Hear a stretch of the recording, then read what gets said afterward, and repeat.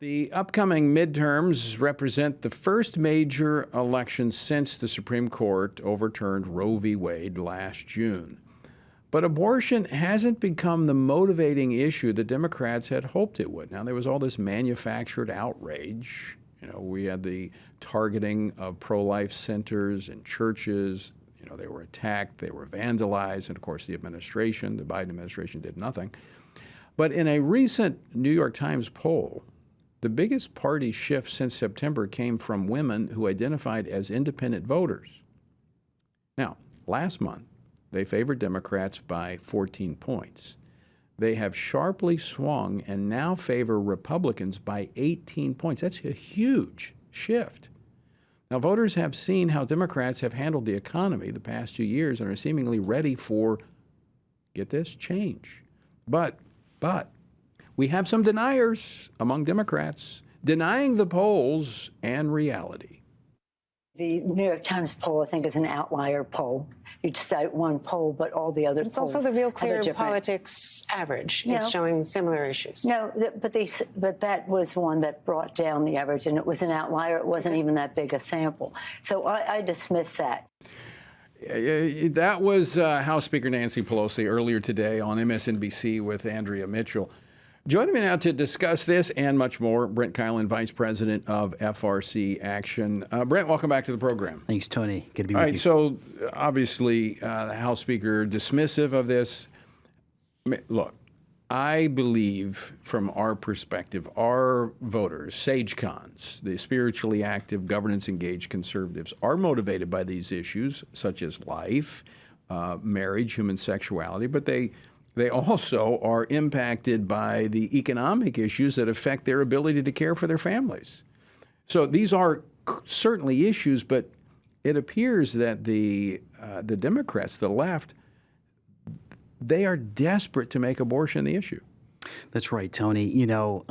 We've seen so many polls over the last few months where you have the economy consistently showing up as the number one issue: inflation, gas prices, cost of living. Now, I will say abortion is an important issue, so it's not something candidates can't talk about, but it's not that top issue.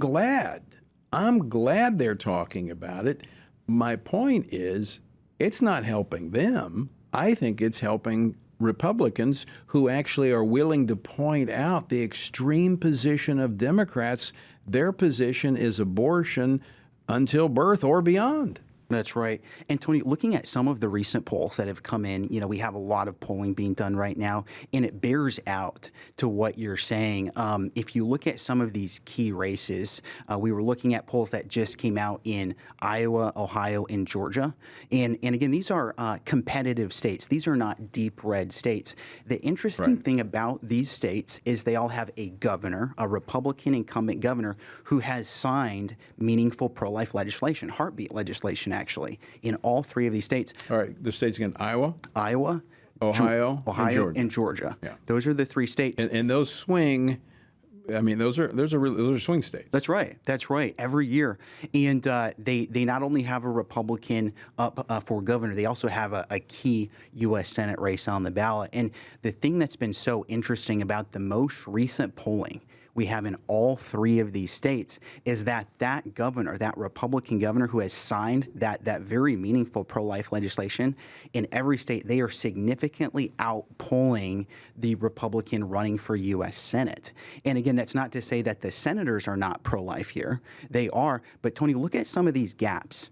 In Iowa, Governor Kim Reynolds is polling 17 points ahead of the candidate she's running against. Chuck Grassley is also winning as the Republican running for Senate there in the latest poll, but he's up by 3 points. In Ohio, Mike DeWine, he's up by 18. The Republican running for Senate there, J.D. Vance, is up by 2 in the latest poll. And then Georgia, Brian Kemp is up by 7. And then Herschel Walker's in a very close race. He's actually trailing by 2. So this narrative that the life position is a losing issue at the ballot box just isn't bearing out in this polling. Well, there's some other polling where you look at governors who have signed pro-life legislation that may not have a Senate race in the state, but they too are doing well. That's right. We looked at 11 states that we've identified where there's Republican governors who have signed some form of meaningful pro-life legislation, be it 15-week, a heartbeat, something like that. And this is the first election where they will be on the ballot. They'll be voted on after they have signed this legislation.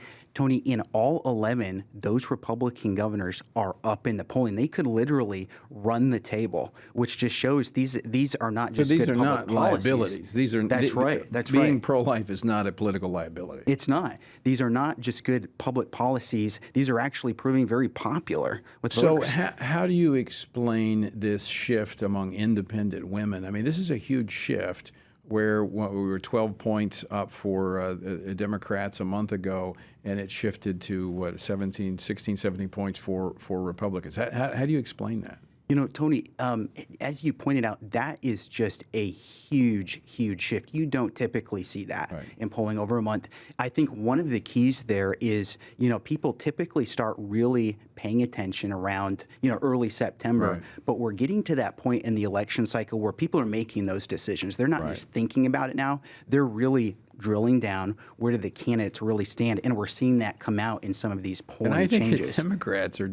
I'm glad they're doing it, but I think they're doing themselves a disservice, but I hope they keep doing it, by showing how extreme they are on abortion. All right, very quickly, Brent, before we run out of time, how do folks get a voter guide? Yes, iVoter Guide. We're part of that coalition. It covers all the federal races, a lot of the state races, local races.